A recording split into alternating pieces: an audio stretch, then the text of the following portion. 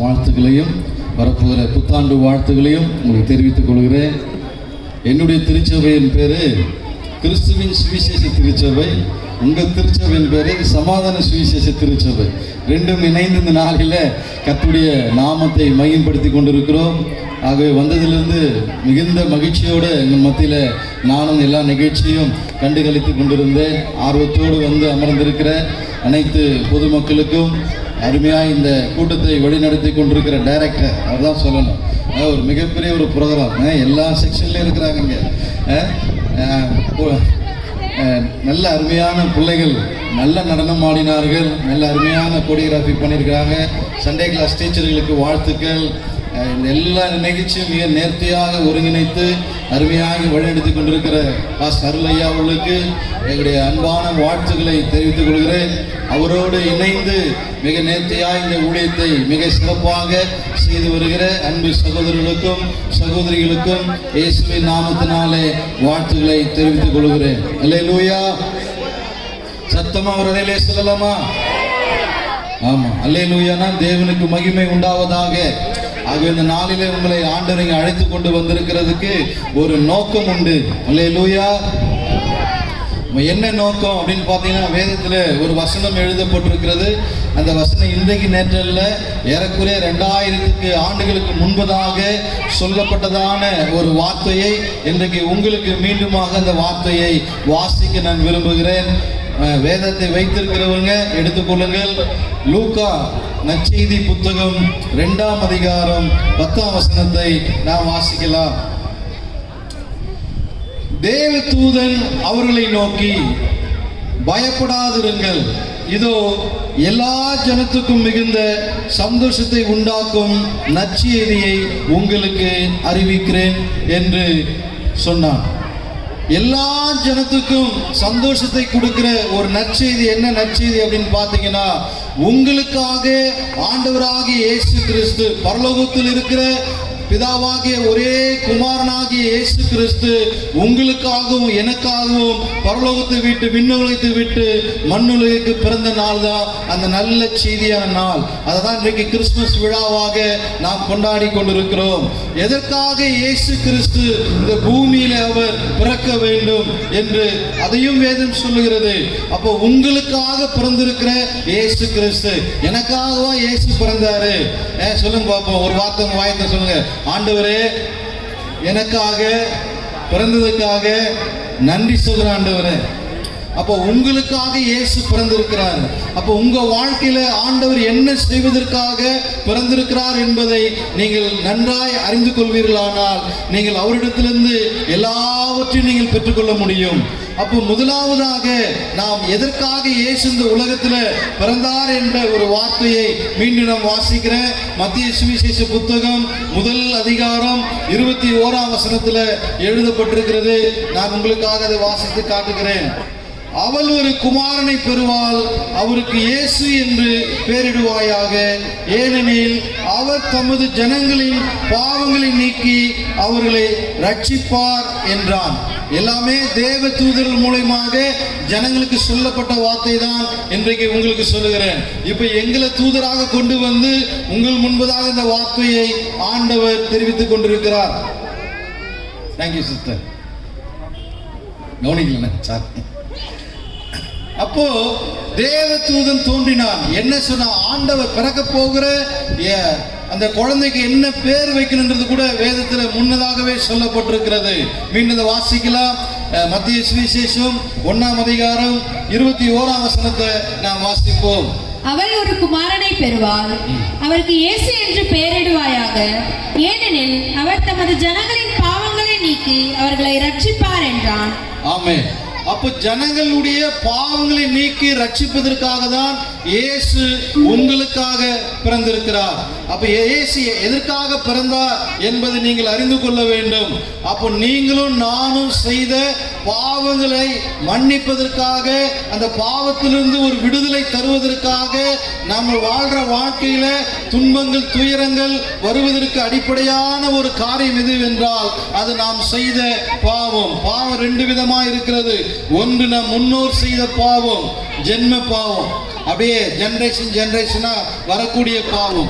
இன்னொன்னு சொல்லுவாங்க கர்ம பாவம். நாம புத்தி தெரிஞ்ச நாள்ல செய்த தவறுகள். இந்த ரெண்டு விதமான பாவம் மனிதனுடைய வாழ்க்கையில கண்ணீரை வரவழைக்கிறது, துக்கத்தை வரவழைக்கிறது, வியாதியை வரவழைக்கிறது, வறுமையை வரவழைக்கிறது. எல்லாவற்றையும் இழந்து நிம்மதியை இழந்து நிறைய குடும்பங்கள் இன்றைக்கு தத்தளித்துக் கொண்டிருப்பதற்கு அடிப்படையான காரியம் என்னன்னா பாவம். அப்ப இந்த பாவத்திலிருந்து ஜனங்களை ரட்சிப்பதற்காக தான் இயேசு கிறிஸ்து பிறந்தார். எல்லா கரங்களை தட்டி அவருடைய நாமத்துக்கு மகிமை செலுத்தலாமா? அப்ப உங்களுக்காக எதுக்காக அவர் பிறந்தார்னா உங்கள் பாவங்களை மன்னிப்பதற்காக இயேசு இந்த பூமியில மனிதனாக வந்தார். அல்லேலூயா. அப்போ இந்த பாவத்தை மன்னிக்க கூடிய அதிகாரம் யாருகிட்ட இருக்குது? இன்னைக்கு உலகத்துல நிறைய நம்ம எல்லா இடத்துக்கும் போறோம், ஒவ்வொன்றுத்துக்கும் ஒரு ஒரு ஸ்பெஷல் வச்சிருக்கிறாங்க. ஆனா உலகத்துல பாவத்தை மன்னிக்க கூடிய ஒரே தெய்வம் இயேசு கிறிஸ்து. பாவத்தை மன்னிக்கக்கூடிய ஒரே தெய்வம் இயேசு கிறிஸ்து. அப்போ உங்க பாவத்தை நீங்க எப்படி போக்க முடியும்னா இயேசுடைய ரத்தத்தினால மாத்திரம்தான் உங்கள் பாவம் கழுவப்படும் என்று வேதம் சொல்லுகிறது. ஏனென்றால் அவர் பிறக்கிறதுக்கு முன்னாடியே 600 ஆண்டுகளுக்கு முன்னாடி ஒரு தீர்க்கதரிசன வார்த்தை சொல்லப்பட்டிருக்கிறது. அதை நான் வாசித்து காட்ட விரும்புகிறேன். ஏசாயாவின் புத்தகம் 25ஆம் அதிகாரம் 8ஆம் வசனத்தை நாம் வாசிப்போம். ஏசாயாவின் புத்தகம் 25ஆம் அதிகாரம் 8ஆம் வசனத்தை நாம் வாசிக்கலாம். அவர் மரணத்தை ஜெயமாக விழுங்குவார். அவர் மரணத்தை ஜெயமாக விழுங்குவார். கர்த்தராகிய தேவன், கர்த்தராகிய தேவன் எல்லா முகங்களிலும் இருந்து, எல்லா முகத்தில் இருந்தும் கண்ணீரை துடைத்து தமது ஜனத்தின் நிந்தையை பூமியில் இராதபடிக்கு, நமது ஜனத்தினுடைய நிந்தையை பூமியில் இராதபடிக்கு முற்றிலும் நீக்கி விடுவார். முற்றிலும் நீக்கி விடுவார். கர்த்தரே இதை சொன்னார். கர்த்தரே இதை சொன்னார். அல்லேலூயா. அப்ப எல்லாருடைய முகத்தில் இருக்கிற கண்ணீரை துடைப்பதற்காக, ஆகவே பாவத்தின் சம்பளம் மரணம் என்று சொல்லப்பட்டிருக்கிறது. என்னப்பா நல்ல சந்தோஷமான ஒரு விழாவா இருக்குது, இங்க வந்து பாவம்ன்றாரு அப்படின்ற. ஏன்னா பாவம் உங்களை விட்டு விலகிடுச்சுன்னா பூரணமான மகிழ்ச்சியில் இருப்பீங்க. உங்க குடும்பம் ஒரு குட்டி பரலோகமாய் மாறிவிடும். இந்த பாவம் வீட்டுக்குள்ள இருக்கிற வரையிலும் பாவம் எங்க படுத்திருக்கு தெரியுமா? உங்க வாசற்படியில படுத்திருக்குது. உங்க எலும்புக்குள்ள இருக்குது பாவம். உங்க எலும்புல பாவம் இருக்கிறது, உங்க வாசற்படியில பாவம் இருக்குது. ஒவ்வொரு நாளும் தாண்டி தாண்டி போனா அந்த பாவம் என்ன பண்ணா? காலை சுத்தின பாவம் என்ன பண்ணா? கடிக்கும். காலை சுத்தின பாம்பு அது மாதிரி நீங்க வீட்டு வாசலை தாண்டும் பொழுது அந்த பாவம் காலை என்ன பண்ணா? பிடித்துக்கொள்ளும். அப்போ பாவம் பிடிச்சிருச்சுனாவே உங்களுக்கு எல்லாமே வந்துடும். அப்ப இந்த பொல்லாத பாவத்தை ஆண்டவர் தம்முடைய சரீரத்தின் மூலமாக, தம்முடைய மரணத்தின் மூலமாக ஜெயமாக விழுங்குவார் என்று 600 ஆண்டுகளுக்கு முன்பதாகவே, ஏறக்குறைய 2650 ஆண்டுகளுக்கு முன்னாடி சொல்லப்பட்ட ஒரு தீர்க்கதரிசன வார்த்தை தான் இப்பொழுது நீங்கள் வாசிக்க கேட்டிருக்கிறீர்கள். மரணத்தை ஜெயமாய் விழுங்குவார். எல்லா முகத்தில் இருக்கிற கண்ணீரை துடைப்பார் இயேசு கிறிஸ்து. அப்ப இயேசு எதற்காக பிறந்தார்னா உங்க கண்ணீரை துடைப்பதற்காக இயேசு பிறந்திருக்கிறார். அல்லேலூயா. உங்களுக்காக தான் பிறந்திருக்கிறார். வந்திருக்கிற ஒவ்வொருவருக்காக இயேசு பிறந்திருக்கிறாரு. உங்க பாவத்தை தன் மேல ஏற்றுக்கொண்டாரு, உங்க துக்கத்தை தன் மேல ஏற்றுக்கொண்டாரு, நீங்க பெற வேண்டிய தண்டனையை தன் மேல ஏற்றுக்கொண்டு அதற்காக மரிப்பதற்காக பிறந்த ஒரு மாபெரும் தெய்வம் இயேசு. அந்த இயேசுவை இன்றைக்கு நீங்கள் அறிந்து கொள்ள போகிறீர்கள். அப்போ இப்பேற்பட்ட காரணத்துக்காக தான், இந்த நாளுக்காக தான் ஆண்டவர் நம்முடைய வாழ்க்கையில் இருக்கிற எல்லா போராட்டங்களையும் மாற்றுவதற்காக இயேசு பிறந்திருக்கிறார். இந்த நல்ல செய்தியை தான் என்ன பண்ணாங்க? யாருக்கு முதல்ல சொன்னாங்க தெரியுமா? ஊருக்கு வெளியில ஒதுக்குப்புறமா இருக்கிற புறக்கணிக்கப்பட்ட மக்கள், ஒதுக்கப்பட்ட மக்கள், கைவிடப்பட்ட மக்கள்,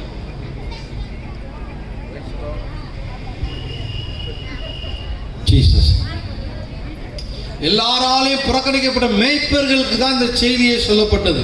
மேய்ப்பர்கள் ஊருக்குள்ளேயே வர முடியாது. மேய்ப்பர்கள் ஊருக்குள்ளேயே வர முடியாது. அப்ப அவங்க ஊருக்கு வெளியே தான் தங்கியிருப்பாங்க. அந்த நேரத்தில் அவங்களை பார்த்து சொன்ன முதல் வார்த்தை பயப்படாதிருங்கள். என்ன வார்த்தை சொன்னாருங்க?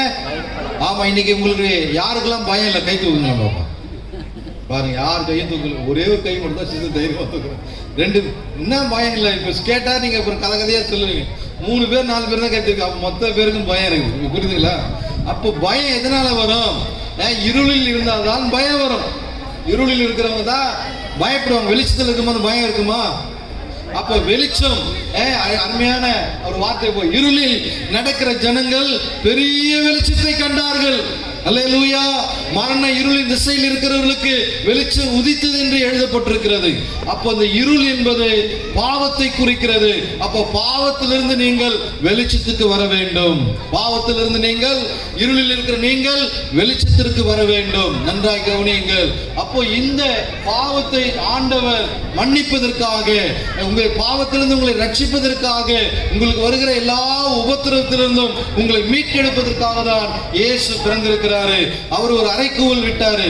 என்ன சொல்லி கூப்பிட்டாரு? வாசிக்கலாம். மத்திய சுவிசேஷம் 11ஆம் அதிகாரம் 28ஆம் வசனம். இது ஆண்டாண்டு காலமாய் சொல்லப்பட்டிருக்கு வருகிற ஒரு சுவிசேஷ வார்த்தை.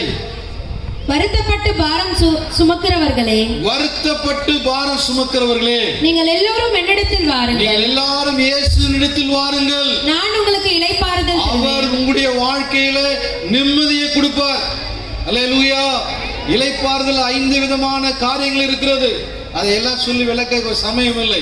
கொடுக்கப்பட்ட நேரம் 30 நிமிடம். கர்த்தருக்கு ஸ்தோத்திரம். அல்லேலூயா. தேங்க்யூ.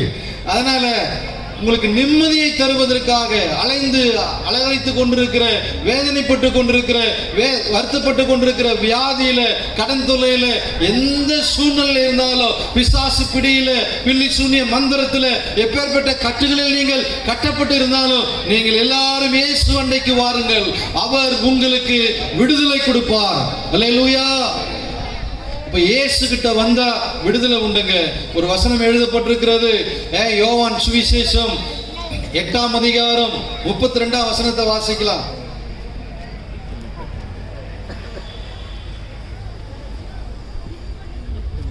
சத்தியத்தையும் அறிவீர்கள், சத்தியத்தையும் அறிவீர்கள், சத்தியம் உங்களை விடுதலையாக்கும் என்றார். சத்தியம் உங்களை விடுதலையாக்க. அந்த சத்தியம் தான் இயேசு கிறிஸ்து.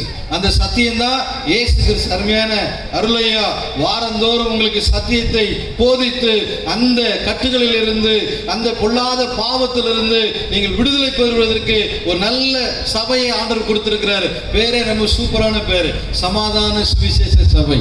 கேட்கும் போது நம்ம இதமா பதமா இருக்கும். அல்லேலூயா. உலகத்துல எங்கு கிடைக்காத ஒரே ஒரு பொருள், விலை கொடுத்து வாங்க முடியாத ஒரே ஒரு பொக்கிஷம் எது தெரியுமா? சமாதானம். இந்த சமாதானம் உடைய சொந்தக்காரர் யார் தெரியுமா? இயேசு கிறிஸ்து. சமாதானத்துக்கு சொந்தக்காரர் யார் தெரியுமா? இயேசு கிறிஸ்து. அவர் பிறக்கும் பொழுது பூமியிலே சமாதானம் உண்டாவதாக என்று எழுதப்பட்டிருக்கிறது. அந்த வார்த்தை நம்ம வாசித்து பார்த்திடலாம். லூக்கா சுவிசேஷம் 2ஆம் அதிகாரம் 12ஆம் வசனம் வாசிங்க. பிள்ளையை துணிகளில் சுற்றி முன்னணியிலே கிடைத்திருக்க காண்பீர்கள், இதுவே உங்களுக்கு அடையாளம் என்றான். அடுத்து அந்த க்ஷணமே பரமசேனையின் திரள் அந்த தூதனுடனே தோன்றி உன்னதத்தில் இருக்கிற தேவனுக்கு மகிமையும் பூமியிலே சமாதானமும் மனுஷர் மேல் பிரியமும் உண்டாவதாக என்று சொல்லி தேவனை துதித்தார்கள். பூமியில என்ன உண்டாகணுமா? சமாதானம் உண்டாக வேண்டும். அப்ப இயேசு பிறக்கிறதுக்கு முன்னாடி பூமி எப்படி இருந்ததுன்னா, துன்பங்களோடு, துயரங்களோடு, வேதனையோடு, இன்றைக்கும் இயேசு இல்லாத வீட்டுல அநேக போராட்டங்களோடு தான் வாழ்ந்து கொண்டிருக்கிறீர்கள். இயேசு எந்த வீட்டுக்குள்ள வருகிறாரோ அந்த வீட்டுல சமாதானம் உண்டாகும், சந்தோஷம் உண்டாகும், மனநிறைவு உண்டாகும். கர்த்தர் உங்களை உடைய எல்லா போராட்டத்திலிருந்தும் விடுவிக்க அவர் வல்லவராய் இருக்கிறார். இயேசு சமாதானத்தின் பிரபுவாய் இருக்கிறார். பிரியமானவர்களே, இந்த அருமையான நாளிலே நீங்க செய்ய வேண்டிய 3 காரியங்களை குறித்து 10 நிமிஷத்துல நான் சொல்லி முடிக்கிறேன். கர்த்தருக்கு ஸ்தோத்திரம். டைம் ஆச்சுன்னா கை தூக்குங்க பாஸ்டர். கர்த்தருக்கு ஸ்தோத்திரம். அல்லேலூயா. வாசிக்கலாம்.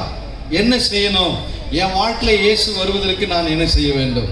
என் வாழ்க்கையில இயேசு வருவதற்கு, என் குடும்பத்துல, உங்க உள்ளத்துல, உங்க இல்லத்துல இயேசு வரணும்னா, இயேசு உங்களை நேசிக்கிறார்.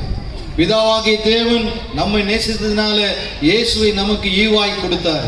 இயேசு நம்ம மேல வச்ச அன்புனால அவருடைய உயிரையே நமக்காக கொடுத்தாரு. இப்போ நாங்க இயேசு எங்களுக்கு ஜீவனை, உயிரை கொடுத்ததுனால இன்றைக்கு எங்களால முடிந்ததை உங்களுக்கு கொடுத்து கொண்டிருக்கிறோம். அல்லேலூயா. பிதா குமாரனை கொடுத்தாரு, குமாரன் தன்னையே கொடுத்தாரு. இன்றைக்கு கிறிஸ்துவ ஜனங்கள், ஆண்டவரை ஏற்றுக்கொண்டு பின்பற்றுகிற ஜனங்கள், அவங்களால முடிந்த நல்ல காரியங்களை ஜனங்களுக்கு கொடுத்து கொண்டு வருகிறார்கள். ஆகவே பிரியமானவர்களே, நீங்க இந்த இயேசுவை நீங்க என்ன செய்யணுமா? வாசிக்கலாம். அந்த வசனத்தை வசனத்தை வாசிப்போம். மாற்கு சுவிசேஷ புத்தகம் 12ஆம் அதிகாரம் 33ஆம் வசனத்தை வாசிப்போம். முழு இருதயத்தோடும் முழு இருதயத்தோடும் முழு மனதோடும் முழு மனதோடும் முழு ஆத்துமாவோடும் முழு ஆத்துமாவோடும் முழு பலத்தோடும் முழு பலத்தோடும் அவரிடத்தில் அன்பு கூறுகிறதும் இயேசுவினிடத்தில் அன்பு கூறுகிறவனும் தன்னிடத்தில் அன்பு கூறுகிறது போல தன்னிடத்தில் அன்பு கூறுவது போல பிறனிடத்தில் அன்பு கூறுகிறதுமே பிறனிடத்திலும் அன்பு கூறுவது சர்வாக தகனம் முதலிய சர்வாங்க தகன முதலிய பலிகளை பார்க்கிலும் முக்கியமாய் இருக்கிறது என்றான். அல்லேலூயா. இன்னைக்கு எல்லா ஜனங்களும் எல்லா புற மதத்தார் என்ன செய்வாங்கன்னா போய் பலி செலுத்துவாங்க. எத்தனை பேர் ஆட்டையும் மாட்டையும் கோழியும் கொக்கையும் வெட்டி இருப்போம், கோயில்களுக்கெல்லாம் போய் வெட்டி இருப்போம். நல்லது. ஏன்னா அந்த பலி செலுத்தினா என்ன நடக்கும் அப்படின்னா நம்முடைய பாவ சாபெல்லாம் போயிடும் அப்படின்னு ஒரு நம்பிக்கை. அதனால என்ன பண்ணுவோம், நம்ம பலி செலுத்துவோம். ஆனா இங்க என்ன மாதிரியான இந்த பலியெல்லாம் சேர்த்து ஒரே ஒரு பலி தான் சொல்றாரு. நமக்கு உங்க முழு இருதயத்தோடும் முழு மனதோடும் முழு ஆத்துமாவோடும் எல்லாமே எத்தனை பர்சன்ட்டுங்க? 98%, 78%. அப்படியா? 100க்கு 100 முழு இருதயத்தோட முழு நம்பிக்கையோடு முழு விசுவாசத்தோடு நீங்க ஆண்டவர் இடத்துல அன்பு கூற வேண்டும். இயேசுவை நீங்க அன்பு கூர்ந்துட்டீங்கன்னா அவர் உங்க மேல அன்பு கூர்ந்தனாலதான் தன்னையே உங்களுக்காக பலியாக சிலுவையில ஒப்பு கொடுத்தாரு. அந்த இயேசுவை யார் நேசிக்கிறீர்களோ, யார் அந்த இயேசு கிட்ட யார் அன்பு கூறுகிறீர்களோ அவர்களுக்கு ஆண்டவர் செய்ய போற காரியம் என்ன தெரியுங்களா? முதலாவதாக அன்பு கூறுகிறவர்களுக்கு ஆண்டவர் என்ன செய்வாரா? அந்த வசனத்தை நம்ம வாசிச்சிடலாம். லூக்கா சுவிசேஷம் 7ஆம் அதிகாரம் 47ஆம் வசனம். என்னையா வெறும் வசனமா சொல்லிட்டு இருக்கிறீங்களே? ரொம்ப முக்கியமான வசனம் தான் உங்களுக்கு சொல்லித்தரேன். ஆதலால் நான் உனக்கு சொல்லுகிறேன் இவள் செய்த அநேக பாவங்கள் மன்னிக்கப்பட்டது. இவள் மிகவும் அன்பு கூர்ந்தாளே. எவனுக்கு கொஞ்சம் மன்னிக்கப்படுகிறதோ அவன் கொஞ்சமாய் அன்பு கூறுவான் என்று சொன்னார். நல்லா கவனிங்க. கொஞ்சமா மன்னிச்சவனுக்கு கொஞ்சமா தான் அன்பு கூறுவார். முழு பாவத்தையும் நம்முடைய முழு பாவத்தையும் இயேசு மன்னித்து விட்டார். அப்போ யாருக்கு அதிகமா மன்னிச்சாரோ, ஒருத்தன் 10,000 ரூபாய் கடன் வாங்கி இருக்கிறான், ஒருத்தன் 1000 ரூபாய் கடன் வாங்கி இருக்கிறான். 10,000 ரூபாய் கடன் கொடுத்த அந்த எஜமான் என்ன பண்றாரு? மன்னிச்சவனை விட்டுட்டார். அப்போ அவன் எவ்வளோ அன்பா இருப்பான்? எனக்கு 10,000 ரூபாய் கடன் வாங்கினேன், என் 10,000 மன்னிச்சு என்னை விட்டுட்டாரு. இப்போ அவன் எதை சொன்னாலும், நான் சொல்றேன் 1 லட்சம்னு வச்சுங்களேன், எவ்வளவு பெரிய தொகை. இதை ஒருத்தர் மன்னிச்சு விடுறாருன்னா அப்ப நீங்க அவர் மேல பாசமா இருப்பீங்களா, பாசமா இருக்க மாட்டீங்களா? பதிலே காணும். கர்த்தருக்கு ஸ்தோத்திரம். நிச்சயமா பாசமா இருக்கும். ஏன்னா நம்முடைய கடனை என்ன பண்ணிட்டாரு? அவரு மன்னிச்சு விட்டுட்டாரு. இப்போ நம்முடைய பாவ கடன் எல்லாவற்றையும் இயேசு மன்னித்து விட்டார். ஏன்னா பாவங்களை மன்னிக்க மனுஷகுமாரனுக்கு அதிகாரம் உண்டு. அப்போ நம்முடைய எல்லா துன்பத்துக்கும் எது காரணமா இருக்கிறது? பாவம் தான். அந்த பாவத்தை மன்னிப்பதற்காக, அதிலிருந்து நம்மை ரட்சிப்பதற்காக தான் இயேசு பிறந்திருக்கிறார். அப்போ நம்முடைய பாவத்தை மன்னிச்சதுனால நாம என்ன செய்யணும்னா ஆண்டவர்கிட்ட அன்பு கூற வேண்டும். நல்லா கவனிங்க. அப்போ அன்பு கூறும் பொழுது ஆண்டவருடைய எல்லா விதமான பாவங்களையும் அவர் மன்னிக்கிறவராக இருக்கிறாரு. அப்போ இயேசு இடத்துல அன்பு கூறுவர்களுக்கு என்ன நடக்கும் அப்படின்னு பாத்தீங்கன்னா, ரோமர் புத்தகம் 8ஆம் அதிகாரம் 28ஆம் வசனத்தை வாசிக்கலாம். எல்லா விசுவாசிகளும் இதை கவனித்துக் கொள்ளுங்கள். அன்றியும் அவருடைய தீர்மானத்தின்படி அழைக்கப்பட்டிருக்கிற தேவனிடத்தில் அன்பு கூறுகிறவர்களுக்கு சகலமும் நன்மைக்கு ஏதுவாக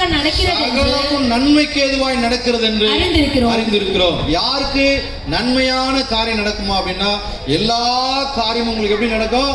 நன்மையா நடக்கும். யாருக்கு நடக்கும்? அன்பு கூறுகிறவர்களுக்கு. யாருக்கு அன்பு கூறணும்? இயேசு கிட்ட அன்பு கூறுவர்களுக்கு. நல்லா கவனிங்க. அப்ப இயேசு இடத்துல நீங்க அன்பு கூர்ந்தீங்கன்னா உங்க வாழ்க்கையில எப்படி என்ன நடக்கும்? சகலமும் A to Z என்னென்னலாம் உங்களுக்கு காரியம் இருக்கிறதோ எல்லா காரியமும் எப்படி நடக்குமா? நன்மைக்கு ஏதுவாய் தான் நடக்கும். தீமையான காரியம் ஒன்று உங்களை அணுகுவதில்லை.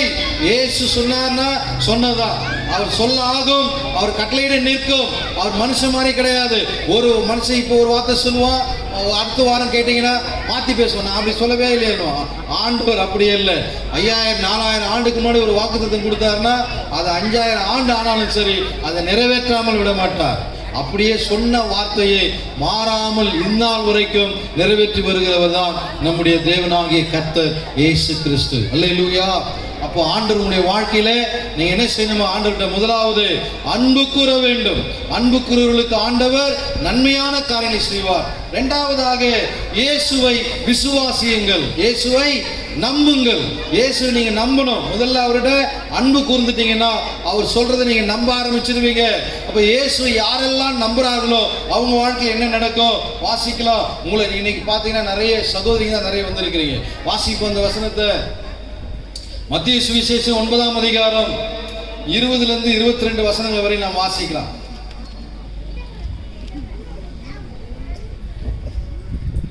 அப்பொழுது 12 வருஷமாய் பெரும்பாடுள்ள ஒரு ஸ்திரீ, நான் அவருடைய வஸ்திரத்தை ஆகிலும் தொட்டால் சொஸ்தமாவேன் என்று தன் உள்ளத்தில் எண்ணிக்கொண்டு அவர் பின்னாலே வந்து அவருடைய வஸ்திரத்தின் ஓரத்தை தொட்டால், இயேசு திரும்பி அவளை பார்த்து, மகளே திடன்கொள், உன் விசுவாசம் உன்னை ரட்சித்தது என்றார். அந்நேரம் முதல் அந்த ஸ்திரீ சொஸ்தமானாள். நல்லா கவனிங்க. இந்த அம்மா ஒரு மிகப்பெரிய பணக்காரம்மா, பயங்கரமான சொத்து உள்ள ஒரு ஆள், நல்ல வசதி படைத்தவங்க. அவங்களுக்கு வந்த வியாதி 12 வருஷமாக பெண்களுக்கு வருகிற அந்த பெரும்பாடுள்ள வியாதி வந்ததுனால அந்த வியாதியை போக்குவதற்கு சகோதரிகளே ஏன் எந்திரிக்கிறீங்க? உட்காருங்க. தோத்துறோம் முடிய போகுது. உங்களுக்கு எல்லாம் கிஃப்ட் எல்லாம் வச்சிருக்கிறாரு, பாசிட்டிவ் பிரியாணி எல்லாம் வச்சிருக்கிறாரு, சிறப்பான ஒழுங்கு பண்ணியிருக்கிறாரு. இன்னும் ஒரு அரை மணி நேரத்தில் இந்த கூட்டம் மிக நேர்த்தியே முடியும். உட்காருங்கள். நான் சீக்கிரம் 5 நிமிஷத்துல முடிச்சிடுறேன். கர்த்தர் நல்லவர். அப்போ அந்த அம்மாவுக்கு அவ்வளோ பணம் இருந்தும் அந்த வியாதியை குணமாக்க அவங்களால முடியல.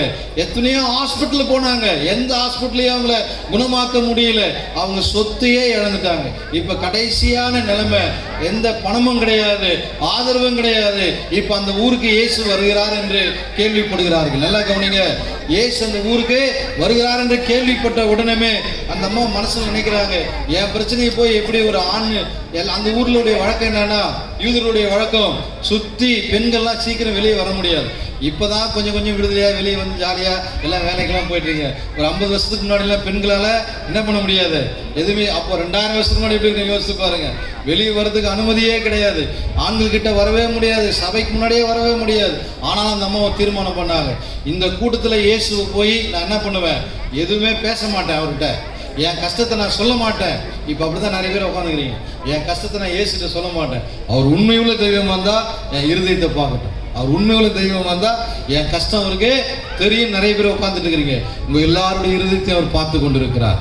அந்த அம்மா அதே போலதான் மனசுல நினைச்சுக்கிட்டு என்ன பண்றாங்க, எப்படியும் முண்டி அடிச்சுன்னு போய் அவர் போட்டுனுக்கிற அங்கியை என்ன பண்ணிட்டாங்க, தொட்டுட்டாங்க. அவங்க என்ன தீர்மானம் பண்ணாங்க, நான் போய் அந்த அங்கியை தொடுவேன், தொட்ட மாத்திரத்துல என் வியாதி என்னை விட்டு போக வேண்டும் என்று அவங்க தீர்மானத்தோடு வந்து நம்பிக்கையோடு விசுவாசத்தோடு வந்து அந்த அங்கியை தொட்டாங்க. தொட்ட உடனே என்ன நடந்துச்சுன்னா, அவங்களுடைய வியாதி அடுத்த வினாடியே என்ன ஆயிடுச்சுங்க, நின்று போனது. அந்த உதரத்தின் ஊரல் நின்று போன உடனே அப்போ ஆண்டவர் கேட்டார் ஒரு திருப்பி, என்னை யார் தொட்டது என்று கேட்டார். அப்போ கூட இருக்கிற சீஷர்லாம் கேட்குறாங்க, என்ன ஐயா இவ்வளோ பேர் உன்னை முட்டி முட்டி தள்ளிட்டு இருக்கிறாங்க, இப்போ போய் என்னை யார் தொட்டதுன்னு. இல்லை, என்னை ஒருவர் தொட்டார், என்கிட்ட இருந்து வல்லமை புறப்பட்டதுன்னு சொல்றாரு. அப்போ அந்த அம்மா நடுங்கி வந்து, ஐயா நான் தான் உங்களை தொட்டேன். அந்த அம்மா ஒத்துக்கினாங்க, நான் தான் உங்களை தொட்டேன். உங்களை தொட்ட உடனே என் வியாதி எனக்கு சுகமாயிடுச்சு. நான் வீட்டிலேருந்து கிளம்பும் போது நான் சர்ச்சுக்கு போகிறேன், இந்த சமாதான நான் சபைக்கு நான் போகிறேன், போகும்போது என் வாழ்க்கையில் ஒரு விடுதலை வேணும்னு யார் இன்னைக்கு வந்திருக்கிறீங்களோ இயேசு இப்போ உங்களை தொட போகிறார். அல்லேலூயா. ஒன்று நீங்கள் இயேசுவை தொடணும், இல்லை இயேசு உங்களை தொட போகிறார். ரெண்டுத்துல ஏதோ ஒன்று நீங்கள் நடக்க போகுது. வந்திருக்கிற அத்தனை பேருமே இயேசு பார்த்து கொண்டு இருக்கிறார். அந்த அம்மா இயேசுவை தொட்டாங்க, குணமாயிட்டாங்க. இப்போ இயேசு உங்களை தொட போகிறார். முதல்ல சொன்ன இயேசுவிடத்துல அன்பு கூறுங்கள், ரெண்டாவது விசுவாசமா இருங்க. அடுத்ததா ஒரு காரியத்தை சொல்றேன். மூன்றாவது, இயேசுவை நீங்கள் என்ன பண்ணணுமா, கூப்பிட வேண்டும். இயேசுவை நீங்கள் கூப்பிட வேண்டும். இயேசு நீங்க கூப்பிடும் பொழுது என்ன நடக்கும், அதை தான் நான் சொல்ல போகிறேன். வாசிக்கலாம். மார்க்கு சுவிசேஷம் 10ஆம் அதிகாரம் 47 நம்ம வாசிக்கலாம். ஒரு 5 வசனம். ஏன்னா அப்போ முதல்ல அன்பு கூறணும், இரண்டாவது அவரை விசுவாசிக்கணும், மூன்றாவது நீங்கள் அவரை கூப்பிட வேண்டும். இந்த 3 காரியத்தை நீங்க செஞ்சிட்டீங்க அப்படின்னா உங்க வாழ்க்கையில் இருக்கிற எல்லா போராட்டங்களும் மாறி மிகவும் சந்தோஷமுள்ள ஒரு குடும்பமாய் கர்த்தருடைய குடும்பத்தை மாற்றுவார். அவன் நசரேயனாகிய இயேசு வருகிறார் என்று கேள்விப்பட்டு இயேசுவே தாவீதின் குமாரனே எனக்கு இரங்கும் என்று கூப்பிடத் தொடங்கினான். அவன் பேசாதிருக்கும்படி அநேகர் அவனை அதட்டினார்கள். எல்லாரும் சொன்னாங்க, ஏன்பா இயேசுநாதர் கோயிலெல்லாம் போகாதப்பா, அங்கெல்லாம் போக கூடாது அப்படின்னு மாட்டுவாங்க. ஆனா அவன் பக்கத்துல அதே மாதிரி தான் உட்காந்துட்டு இருக்கிறான். ஏன் அந்த கோயிலுக்கு போற, நம்ம கோயிலெல்லாம் விட்டுட்டு ஏன் அந்த கோயிலுக்கு போற? இல்ல, இயேசுவை கூப்பிட்டு பாருங்க, உங்க வாழ்க்கையில என்ன நடக்க போகுதுன்னு பாருங்க. இன்னைக்கு ராத்திரி இயேசுவை கூப்பிடுங்க, இன்னைக்கு ராத்திரிக்குள்ள உங்களுக்கு ஒரு பதில கொடுப்பார் ஆண்டவர். ஒரு காலத்துல நான் ஒரு கேன்சர் பேஷண்ட். 1996 என் கழுத்துல இவ்வளவு பெரிய கட்டி, என் சாட்சி சொல்லலாம், அது பெரிய சாட்சி. இவ்வளவு பெரிய கட்டி, நான் ஏன் ஊழியக்காரன் நானும் தெரியுமா? நான் ஆண்டவர்கிட்ட சொன்னேன், நீ உண்மையிலே தெய்வமா இருந்தா என்னை மருத்துவர்லாம் கை விட்டுட்டாங்க, அவ்வளோதான். என்னுடைய வாலிப வயதுல எனக்கு கட்டி, கேன்சர் கட்டி, இதே ஸ்டான்லி ஹாஸ்பிட்டல் தான் ஆப்ரேஷன் பண்ணாங்க எனக்கு. அப்போ நான் என்ன பண்ணேன், என் கூட 3 பேர் ஆப்ரேஷன்ல படுத்துக்கிறாங்க இதே சேம் பிரச்சனையோட. ஒருத்தன் வாய் பேசல, ஒருத்தனுக்கு காது கேட்கல, ஒருத்தனுக்கு கண்ணு தெரியல. ஏன்னா எல்லா நேரமும் இங்கே தான் போகுது, தொண்டைக்கு வழியாக தான், கழுத்து வழியாக தான் போகுது. ஆனால் எனக்கு மட்டும் இந்த 3ம் கரெக்டாக ஃபங்க்ஷன் ஆச்சு. என்னை ஆப்ரேஷன் பண்ணி கூப்பிட்றாங்க வந்து, அப்படியே நான் வழியில் கத்துறேன். ஏன்னா அப்போ என் வாழ்க்கையில் ஆண்டவர் அற்புதம் செய்தார். அந்த கட்டி எடுத்துக்கிற படம் தெரியுது, அது கேன்சர் கட்டின்னு. அதுவரை எனக்கு கேன்சர் கட்டின்னு எனக்கு தெரியாது. 5 வருஷம் கேன்சர் வியாதியில் பல மருத்துவமனையில் போராடினேன். பெங்களூர் கித்வாய் ஹாஸ்பிட்டல், இந்தியாவிலே மிகப்பெரிய ஆன்காலஜி ரிசர்ச் சென்டர் அங்கே தான் இருக்குது. அந்த ஹாஸ்பிட்டலில் கிடந்தேன். டாடா மெமோரியல் ஹாஸ்பிட்டல் பாம்பே, அந்த ஹாஸ்பிட்டலில் கிடந்தேன். காஞ்சிபுரத்தில் head quarter, Tamil Nadu head quarter புத்துநோய் ஹாஸ்பிட்டல், அந்த ஹாஸ்பிட்டல் கிடந்தேன். நான் உள்ளே போனால் பேஷண்ட் எங்கன்னு கேட்பாங்க, நான் தான் பேஷண்ட். நீயா பேஷண்ட்? அங்கே வயசானவங்க தான் எல்லாம் வருவாங்க, பல்லு போனது அது போனது தான் வரும். நான் வாலிபர் போய் நிற்கும் போது டாக்டரே ஆச்சு, உனக்கா கேன்சர்? ஆமாம், எனக்கு தான் கேன்சர். அப்படிப்பட்ட கேன்சர் வியாதியில் கர்த்தர் என்னை காப்பாற்றினார். நான் கூப்பிட்டேன், ஆண்டவரே உண்மையா இருப்பீங்கன்னா என்னை காப்பாத்துங்க, எனக்கு உயிரை கொடுத்தீங்கன்னா சாகிற வரையிலும் தெருவா சொல்ற ஆண்டவர் சொன்னேன். அன்னையிலிருந்து இன்ன வரையிலும் 25 வருஷமா தெருவா பேசிட்டு இருக்கிறேன். அல்லேலூயா. உண்மையா என் சாட்சி கேட்டு அநேகர் கிறிஸ்துவை ஏற்றுக்கொண்டார்கள், அநேகர் ரட்சிக்கப்பட்டார்கள். இன்னைக்கு முன்புதான் ஆண்டவர் நிற்க வச்சிருக்கிறார். எதனால என்ன புக் பண்ணாரு எனக்கு தெரியாது, ஆனா ஏதோ ஒரு காரியம் ஒண்ணு நடக்க போகிறது. அல்லேலூயா. அந்த பர்திமே என்ற ஒரு குருடன் இயேசுவே எனக்கு இறங்கும் என்று கத்தினான். இன்னைக்கு கூட நிறைய பேருடைய வாழ்க்கையில வெளியே சொன்னா தூக்கம், அழுதா தூக்கம், வெளியே சொன்னா வெக்கன்னு உட்காந்துட்டு இருக்கிறீங்க. இல்லம்மா, ஆண்டவர் நீங்க கூப்பிடுங்க, உங்க வாழ்க்கை இன்றைக்கு மாற்றுவார். இன்னைக்கு உங்க பிரச்சனை எல்லாவற்றுக்கும் ஒரு முற்றுப்புள்ளி உண்டு. இன்னைக்கு ஏதோ ஒரு விழாவுக்காக நீங்க வரவில்ல, உங்க வாழ்க்கையை மாற்றி அமைக்கிற ஒரு இடம் இந்த இடம். அல்லேலூயா. அப்ப என் வாழ்க்கையை மாத்தின தெய்வம் உங்க வாழ்க்கையை மாற்றுவார். அவன் கூப்பிட ஆரம்பிச்சான், எல்லாரும் அவனை மிரட்டினாங்க. இப்போ அவன் என்ன பண்றான் பாருங்க. அவன் பேசாதிருக்கும்படி அநேகர் அவனை அதட்டினார்கள். அவனோ தாவீதின் குமாரனே எனக்கு இரங்கும் என்று முன்னிலும் அதிகமாய் கூப்பிட்டான். இப்ப மறுபடியும் கத்துறான், தாவீதின் குமாரனே. எவ்வளவு சவுண்டா கூடும் போது இந்த சத்தம் இயேசுக்கு போய் கேட்டுச்சு. அப்ப நீ எவ்வளவு கூப்பிடுறீங்களோ ஆண்டவர் நீங்க கூப்பிடுற ஒவ்வொரு வார்த்தையும் கேட்பார் ஆண்டவர். நீங்க ஏதோ ஒரு வீட்டுக்குள்ள மூலையில உட்காந்து நீங்க அழுது நினைக்கிறீங்களா? அவருடைய கண்கள் பூமி எங்கும் உலாவி கொண்டு எல்லாம் அவருடைய பிள்ளைகள். உங்களுடைய முகத்தில் இருக்கிற கண்ணீரை துடைப்பதற்கு தான் நான் பிறந்தேன். உங்களுக்காக தான் சிலுவை சுமந்தேன். உனக்காக தான் என் உயிரையே நான் கொடுத்துருக்கிறேன். உன்னை அழ வச்சு பார்க்க இல்லை, உன்னை சிரிக்க வச்சு பார்க்க, சந்தோஷமா பார்க்க, உங்க குடும்பத்தை ஆசீர்வதிக்க தான் இயேசு நமக்காக இந்த பூமியில பிறந்தார். அவன் கூப்பிட்ட உடனே அவர் நின்றுட்டார். வாப்பா, எதுக்காக என்ன கூப்பிட்டு கேட்கிறாரு? அடுத்த வார்த்தை கேட்கிறாரு பாருங்க.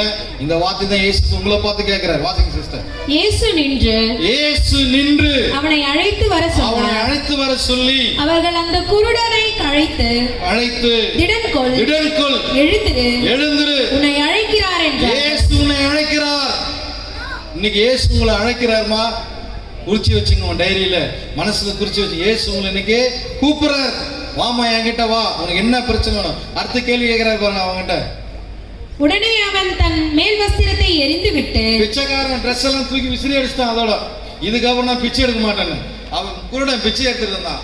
அழுக்கு வசத்தை தூக்கி அடிச்சுட்டு இனிமே என் வாழ்க்கையில ஒரு பெரிய விடுதலை. இயேசு என்ன கூப்பிட்டுட்டாரு. இப்போ பெரிய பிரைம் மினிஸ்டர் நம்ம சீஃப் மினிஸ்டர் நம்மளை கூப்பிட்டா எப்படி இருக்கா? போடுற ட்ரெஸ்ஸே வித்தியாசமா தான் இருக்கும்.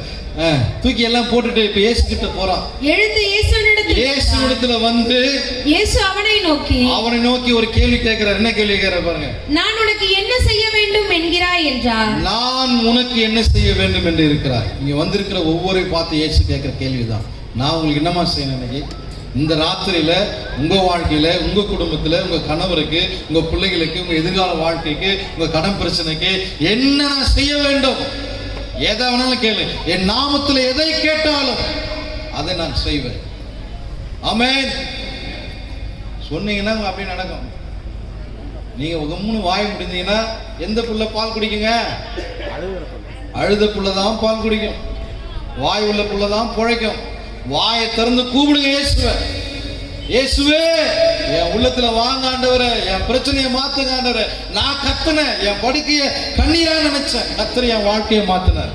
அல்லேலூயா. ஆண்டவர் கூப்பிடுங்க, அவர்கிட்ட அன்பு கூறுங்க, அவரை விசுவாசிங்க, அவரை கூப்பிடுங்க. உங்க வாழ்க்கை இந்த இரவே ஆண்டவர் மாற்றி அமைப்பார். அப்பேற்பட்ட தேவன் தான் நம்முடைய ஆண்டவர். ஒருபோதும் உங்களை கைவிடவே மாட்டார். எல்லா முகத்தில் இருக்கிற கண்ணீரை துடைக்கிற இயேசு உங்க குடும்பத்தில் இருக்கிற எல்லா கஷ்டங்களையும் மாற்றி, உங்க கண்ணீரை மாற்றி, உங்க கஷ்டங்கள், வியாதிகள், போராட்டங்கள் எல்லாவற்றையும் மாற்றக்கூடிய வல்லமை படைத்த தேவன், அற்புதங்களை செய்கிறவர், அதிசயங்களை செய்கிறவர். அவ்வளோ பெரிய தெய்வம் நமக்காக இந்த பூமியில பிறந்தாரு, எனக்காக பிறந்தாரு. எல்லாமே சொல்லாமா? ஆண்டவரே உண்மை நான் விசுவாசிக்கிறேன்ப்பா, எனக்காக இந்த பூமியில பிறந்தீங்க. எல்லாம் சொல்லுங்க பாப்போம். எனக்காக பிறந்தீங்க ஆண்டவரே, என் பாவத்தை மன்னிக்கவே பிறந்தீங்க ஆண்டவரே, என் பாவத்தை மன்னிச்சதுக்காக ஸ்தோத்திர ஆண்டவரே, உம்மை நான் நம்புறேன் ஆண்டவரே, உங்க நம்ம ஆண்டவர் நீதான் ஆண்டவர், இந்த உலகத்துல வந்த மெய்யான தெய்வம் என்பதை நான் நம்புகிறேன் ஆண்டவரே. என்னை ஆசீர்வதிங்கப்பா, என்னை ஆசீர்வதிங்கப்பா, என்னை ஒப்பு கொடுக்குற ஆண்டவரை என்று சொல்லி நம்ம ஆண்டவர் நோக்கி ஜெபிக்கலாம். எல்லா கண்களை மூடுவோம். அன்பின் பரலோக பிதாவே, ஆசீர்வதிக்கப்பட்ட தர்மியான இந்த இரவு வேளையில ஆண்டவரே, இந்த நந்தம்பாக்கம் பகுதியில் தெய்வம், எனக்கு ஜீவனை கொடுத்த தெய்வம் ஆண்டவரே, இன்றைக்கு வந்திருக்கிறவமை தேடி வந்திருக்கிறார்கள் ஆண்டவரே. ஒவ்வொருடைய வாழ்க்கையில் இருக்கிற கண்ணீரை கர்த்தர் மாற்றுவீராக, கவலைகள் மாறுவதாக, அவருடைய பாவங்கள் மன்னிக்கப்படுவதாக, அவருடைய சாபங்கள் மன்னிக்கப்படுவதாக ஆண்டவரே. இன்றைக்கு ஒரு ரட்சிப்பு வரட்ட ராஜா. சகைய வீட்டுக்கு இன்றைக்கு ரட்சிப்பை கொடுத்த தேவன் இன்றைக்கு வந்திருக்கிற ஒவ்வொருடைய சகோதரருடைய குடும்பங்களிலே, சகோதரருடைய குடும்பங்களிலே ரட்சிப்பை கட்டிடும்படியாய் இந்த சமாதான சுவிசேஷ திருச்சபை ஆண்டவரே இவர்களுக்கு ஒரு வாய்ப்பை கொடுத்திருக்கிறது ஆண்டவரே. தகப்பனே, இந்த திருச்சபையை 1000 மடங்கு நீர் ஆசீர்வதித்து 1000 ஆத்துமாக்களை ஆதாயம் பண்ணி ஆண்டவரே தேவனுடைய ராஜ்யத்தை இந்த பகுதியிலே கட்டும்படியான கிருபைகளை கர்த்தர் தருவீராகப்பா. இந்த கூட்டத்தை மிக நேர்த்தியாய் ஒழுங்கு செய்த அன்பு போதகருக்காய், அவருடைய துணைவியாருக்காக, சபையாருக்காக, உடன் ஊழியர்களுக்காக நன்றியோடு துதிக்கிறோம். கர்த்தர் சகலவற்றையும் பொறுப்பெடுத்து ஆசீர்வதிங்க. எல்லா துதியும் கனமும் மகிமையும் உமக்கே நாங்கள் ஏறெடுக்கிறோம். மீட்பர் ரட்சகர் இயேசுவின் நாமத்தில் பிதாவே, ஆமென். தேங்க்யூ. நன்றி ஐயா. இப்பொழுது ஒரு சிறப்பு பரிசு இருக்கு. இங்க சர்ச் வளாகத்திலையும் அழகேஷ் நகர்ல நடந்து கொண்டிருக்கிற 2 சண்டே கிளாஸ்லயும் வாரம் இடைவிடாமல் ஒரு நாள் கூட லீவ் போடாம வந்த பசங்களுக்கு சிறப்பு பரிசு ஐயா வழங்குவாங்க. முதலாவது ஷியாம் சுந்தர், MK ஷியாம் சுந்தர். ஒரு நாளும் இந்த பிள்ளைங்க வந்து